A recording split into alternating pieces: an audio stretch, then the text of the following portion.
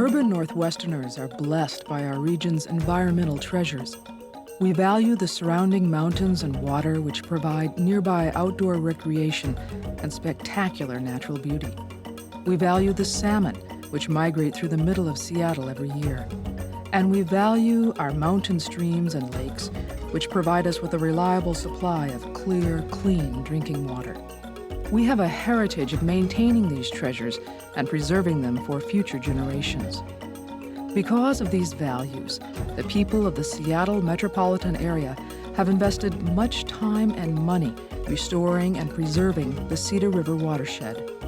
The watershed, located in the Cascade Mountains about 30 miles east of Seattle, covers over 90,000 acres, about the same amount of land area as the city itself. Much of the watershed is surrounded by a crown of snowy mountain peaks. The jewel of that crown is Chester Morse Lake, near the source of the Cedar River. The forests and slopes around the lake collect the runoff from the rain and melting snow. That runoff eventually supplies clean drinking water to nearly 1 million people in the Seattle area. The water is stored in Morse Lake and later released into the Cedar River. It travels downstream nearly 12 miles to the Landsberg Diversion Dam. There, Seattle Public Utilities remove some of the flow for use as public drinking water, while the rest continues down the Cedar through central King County, emptying into Lake Washington. To prevent contamination, all of the watershed is closed to unsupervised public access. Educational programs are conducted, and human activities such as logging are carefully controlled by Seattle Public Utilities, and the natural systems in the forests, lakes, and streams are monitored. Well, the City of Seattle has been working on acquiring the land in the watershed for almost 100 years, beginning in the 1890s when the officials of the city at that time decided to make the Cedar River our new drinking water supply. The program for acquiring the private lands began in the 1890s, a full century ago, and I found a letter, ironically, in the file to the federal government from the City of Seattle requesting a land exchange with what is now the Forest Service that was dated 1899. Bureaucracies being what they are, that land exchange finally took place in 1996. But it was quite significant because it was the last in a series of exchanges that gave the city 100% ownership of the Cedar River Municipal Watershed.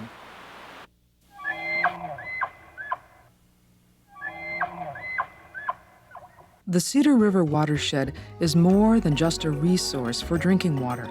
It is also habitat for a large variety of fish, wildlife, and plant species.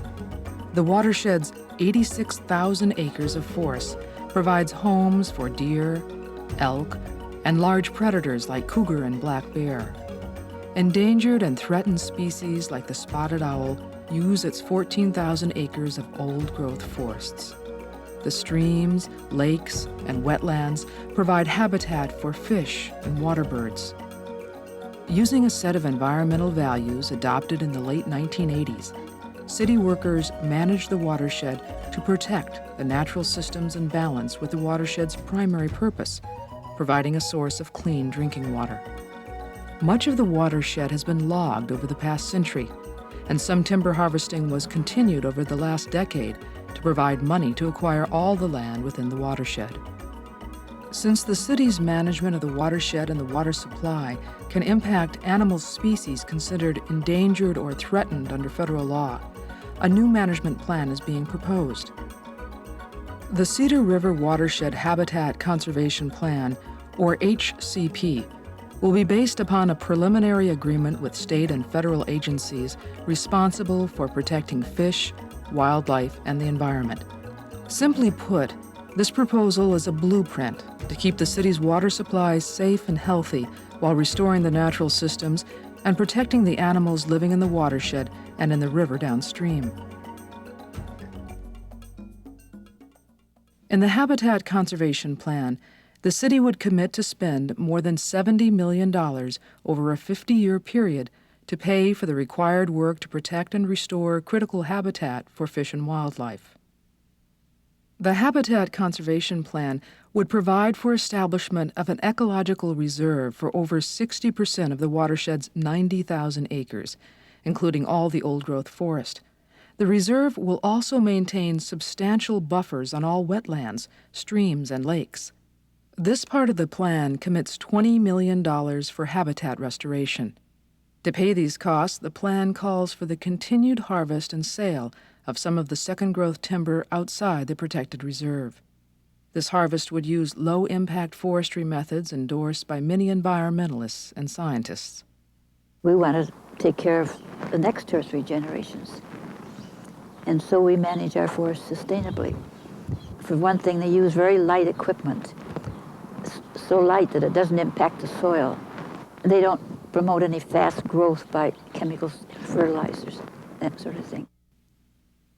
To make sure this forestry is sustainable, the harvest cycle will eventually increase to once every 120 years, several times longer than standard timber industry schedules. Some money from this harvest could be used for other environmental restoration efforts. Salmon and steelhead will also be an important part of the habitat conservation plan. Migratory fish have been blocked by the Landsberg Diversion Dam and prevented from spawning in the watershed for nearly a century. The Habitat Conservation Plan would provide a fish ladder at the dam to allow Chinook, coho, and steelhead to enter the protected portions of the watershed. The city would spend over $9 million for the fish ladder facilities and restoration of fish habitat below the dam. But because there are health concerns about having great numbers of rotting fish carcasses upstream of the drinking water intake, the plan has an alternative solution for the mass spawning sockeye salmon run in the Cedar. The city currently funds a temporary sockeye hatchery below Landsberg Dam that is operated by the State Department of Fish and Wildlife. Although some believe artificial hatcheries are not as desirable as allowing natural fish spawning, this hatchery is considered essential by many to provide a fishery for the Muckleshoot tribe and sport anglers in Lake Washington. Artificial as it may be, still seems to show benefits to not only my people, but to the surrounding community at large. Can we afford to wait for natural conditions to come back? If natural conditions ever do come back to the Seattle area, the greater metropolitan area, we have to ask ourselves truly, can my people afford to sit on the bank for the next 25, 30 years? To meet the needs of the Muckleshoot tribe and sport anglers, the Habitat Conservation Plan would provide for expanding the existing sockeye hatchery and doubling its production. In addition, $3.5 million would be used for monitoring to ensure there are no unintended impacts of the hatchery. The plan would guarantee the water flow in the river will be sufficient for fish to survive the migratory passages from Puget Sound to the watershed. Seattle's proposed Habitat Conservation Plan relies on scientific criteria and research to best protect all the species dependent on the watershed and to maintain our region's environmental values. With this blueprint, the Cedar River Watershed will continue to deliver clean drinking water well into the next century. Well, the Cedar River flows right through Lake Washington, Lake Union, the heart of our city. This is essentially our central park. And to have healthy salmon flow right through these lakes gives us a chance to really know and love the environment that we live in, and it motivates us to protect the environment. I'm Seattle City Council member Margaret Pageler. Now we need your help. Seattle City Council and Seattle Public Utilities need to know what you think. Does this plan properly embrace your environmental values? Copies of the Agreement in Principle and the Draft Habitat Conservation Plan are available in all Seattle Public Libraries and King County Libraries as well. In the fall, there will be a series of public workshops and meetings to answer your questions and provide more information about the draft plan. And then there will be a formal public comment and review period. Please let us know what you think. If you'd like more information or would like to comment, write to Jim Freeman at Seattle Public Utilities, 19901 Cedar Falls Road Southeast, North Bend, Washington, 98045. or email jim.freeman@ci.seattle.wa.us. Thank you.